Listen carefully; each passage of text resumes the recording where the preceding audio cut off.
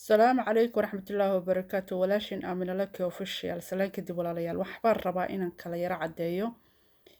gabadha hooyada Soomaaliyeed ee Mareykanka wadanka magaalada Alaska la yiraahdo ilmaha laga qaatay ee hadda aad iyo aad internetka loogu dhex wado ayada iyo ubadkeedii lagu sii kala fogeynayo beenta ee Soomaalida intooda badan ayna fahansanayn waxyaabaha dadka qaar ay sameynayaan dadka YouTuberska waliba YouTuberska waaweyn ah oo been ku raadinaya view ku raadinaya Allah subhanahu wa ta'ala inay ka baqaan ummad ilaahay oo musiibo iyo dhibaato inta ku dhacday dhibaatada inta looga duceyn lahaa loogu sii talagalay in la sii xumeeyo qoys iyo hooyo iyo ubadkeeda la sii kala fogeynayo wax loo dul qaadan kara ma aha waxyaabahan raba inaan hadda ka yara sharaxo meeshan videoga waan soo galiyay gabadha markay hooyada ee ilmaheeda si fiican u korsanayso waxaan arkay nin magaciisa la yiraahdo Laakah Media oo ku jira YouTuberada waaweyn ku jira nin odaya oo runtii isla waa macquul oo ka macquulsan yahay YouTuberada kale oo been sheegaya baan arkay waana u dul qaadan kari waayay in beenta aan cadeeyo oo aan kala saaro baan rabaa insha Allah ummadda Soomaaliyeed beenaha dhigaysanaysan iska daaya xaqa waa inaad u hilisaan Allah subhanahu wa ta'ala ka xishootaan ninkaasi wuxuu soo galiyay gabadhan iyo gabadhan hooyadan iyo gabadheeda yarta oo hadda hortayda taala gabadha yarta marka videogan ay ku jirto ay wax ismarmarinayso ee la kaftamayso hooyadeeda leedahay saaxiib ay sugaya wuxuu ka dhigay oo meesha ku soo qoray afartii habeenimo xilli ay tahay bay gabadhani banaanka boyfriend ama saaxiib u raacday hooyadeed waa say uga carartay bal eega waa say u baxday buu yiri waana been ilaahay kama baqayo gabadha yarta way la kaftantay hooyadeed way carartay kadibna waxay gashay suuli ama musqul bay gashay way ka soo baxday gabadhii oo hurdo oo qolkeedii seexanaysa halkan ay ku jirtaa videogan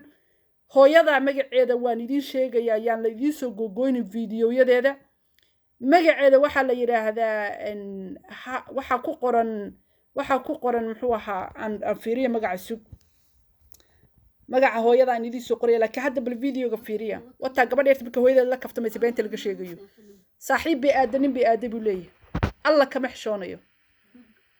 gabadha yarta way ordaysaa way baxda way ka tagtay buu yiri waa been cad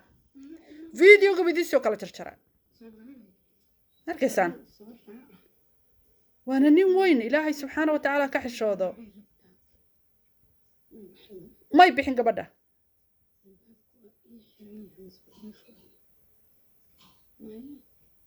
gabadha yar musqushay galaysaa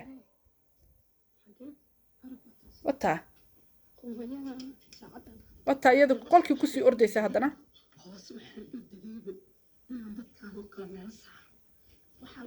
kadib wiilkeedii la hadlaysaa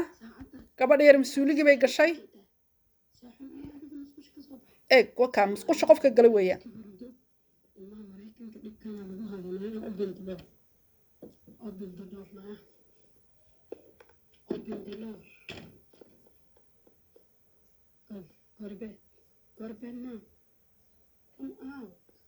sariirtaada tag bay leedahay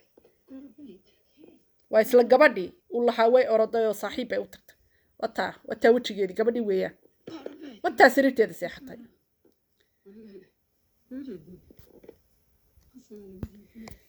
ma arkaysaan in hooyada Soomaaliyeed ubad lagaga tago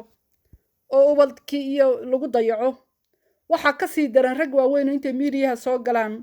been ka sii sheegaya awlaadda yararka saqiirada ah ilmo yar oo aad dali karto oo duruuf ku dhacday inaad been ka sheegto tiraada saaxiib bay u baxaysay hooyadeed bay xirtay guriga wataa waa ka uga baxday adigoo view ku raadinaya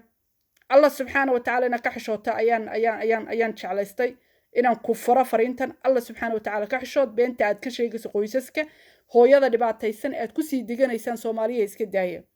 gabadhan yarta hooyadeed way la kaftantay bixitaankana ay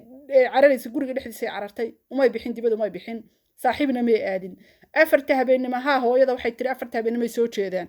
fasaxyada marka lagu jiro iskuulada fasax lagaga jira caruurta afarta habeenimo iyo waa bariga way soo jeedaan guri kastana way ka dhacdaa inta badan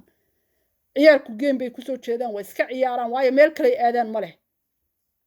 waxay wehel ka dhigtaan gamekaas iyo waxaas ku ciyaaraan maaha dalkii lama joogo oo maaragtay dalkii waad ogtiin Soomaaliya waa lagu caweyn jiray guriga hortooda la isaga caweyn jiray waa bariga la joogi jiray markay fasax jiraan caruurtana waa saas oo kale waxa ma haystaan waa gameka yarka ku ciyaarayaan way iska soo jeedeen laakiin gabadhu saaxiib may aadeen wuxuu ninkaa weyn ee intaa la egay gar iyo gafuur kale kusoo qoray muxuu ahaa beejkiisa boyfriend bay u carartay saaxiib bay u carartay hooyadeed bay xirtay waxaasoo beenu ka sheegay war ilaahay ka xishood gabadha wataa jiifta been ha ka sheegin ilaahayna ha caawiyo hooyada hana loo duceeyo wasalaamu calaykum raxmatullahi wabarakaatu soomaaliya idinkaa beenta caawiya been ha caawinina ha ku caawinina been qof asalaamu calaykum